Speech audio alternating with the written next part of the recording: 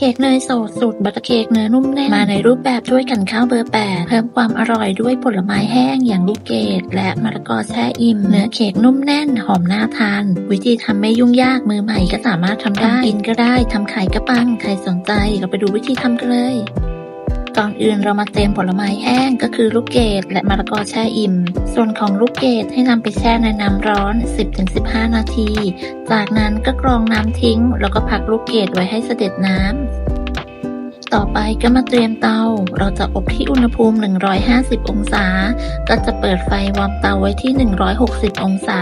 เพื่อป้องกันไฟลดลงจากการที่เราเปิดปิดเตาและสามารถนำเนยเข้าไปละลายพร้อมกับการวอร์มเตาได้เลยต่อไปเราก็มาเริ่มตีส่วนผสมใส่ไข่ลงไปใช้เป็นไข่ไก่เบอร์ 2จำนวน3ฟอง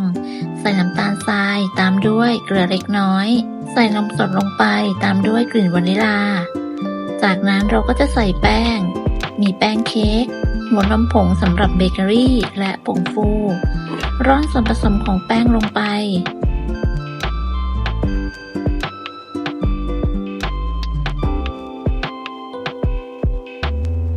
จากนั้นมาเตรียม SP ป้าย SP ไปที่หัวตะกร้อแล้วก็ใช้หัวตะกร้อคนส่วนผสมให้เข้ากันเพื่อป้องกันแป้งฟุ้งกระจาย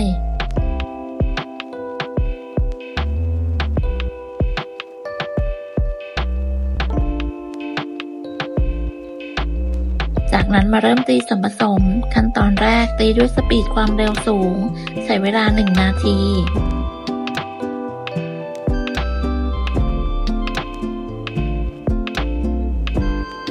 ครบเวลาแล้วก็หยุดเครื่องปาดโถ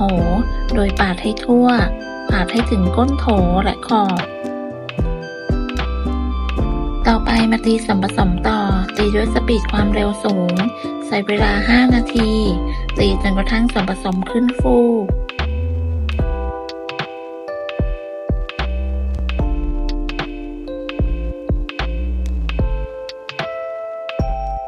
เมื่อครบเวลาแล้วก็หยุดเครื่องปาดโถ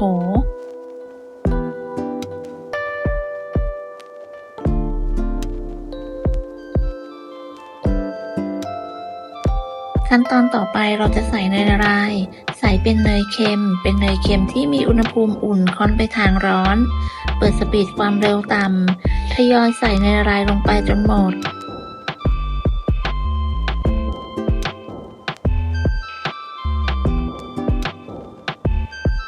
เมื่อใส่เนยหมดแล้วเราก็เปิดสปีดความเร็วกลางตีส่วนผสมให้เข้ากันดีใช้เวลาประมาณ2นาทีจากนั้นลดความเร็วลงเป็นความเร็วต่ำตีส่วนผสมต่ออีก1นาทีเพื่อให้ส่วนผสมเนียน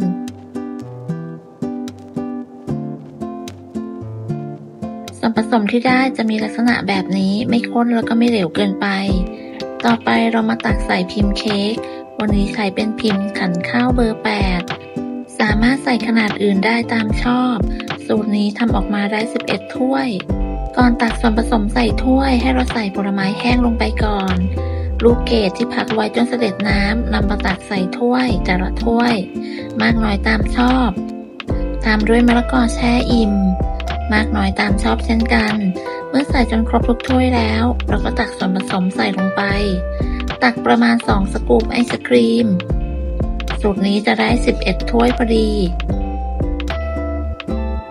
ตักส่วนผสมเสร็จแล้วขั้นตอนต่อไปเราก็จะนำเข้าอบแต่อย่าลืมเคาะเบาๆเพื่อไล่อากาศก่อนนำเข้าอบด้วยสูตรนี้เราจะอบด้วยวิธีรองน้ำร้อนนำคัพเค้กเรียงในถาดแล้วก็เทน้ำร้อนลงไปในถาดให้สูงไม่เกิน1เซนเสร็จแล้วนำเข้าอบได้เลยอบที่อุณหภูมิ150องศาไฟบนล่างไม่เปิดพัดลมใช้เวลาประมาณ45นาที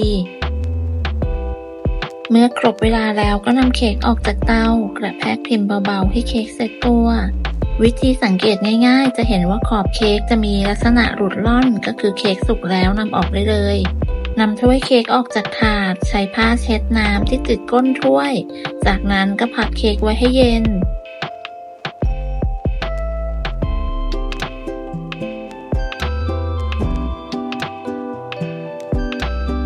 บัตเตอร์เค้กเนยสดสูตรนี้อบออกมาได้สวยงามหน้าเค้กไม่ยุบก้นไม่หดเมื่อเราพักไว้ให้เย็นแล้ว ก็ยังคงรูปสวย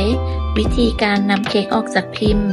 ให้เราเคาะเบาๆแล้วก็คว่ำเค้กก็จะหลุดออกมาได้อย่างง่ายดายแบบนี้เลย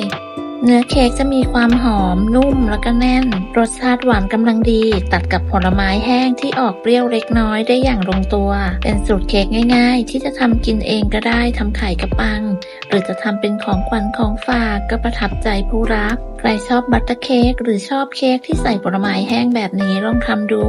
รับรองว่าอร่อยถูกใจ บัตเตอร์เค้กสูตรนี้หากอยากเก็บไว้นานแนะนำให้หุ้มด้วยฟิล์มถนอมอาหารแล้วก็แช่เย็น สามารถเก็บได้นานเลย หากใครทำขายเรามีตัวอย่างแพ็กเกจเป็นกล่องเบอร์ FF30 ใส่เค้กขนาดถ้วยขันข้าวเบอร์ 8 ได้พอดี ขอบคุณสำหรับการติดตามรับชมคลิปนี้ หากเพื่อนๆชอบก็อย่าลืมกดไลค์กดแชร์กดติดตาม เพื่อเป็นกำลังใจให้กันด้วยนะคะสำหรับคลิปนี้ต้องลาไปก่อนพบกันใหม่ในคลิปหน้าสวัสดีค่ะ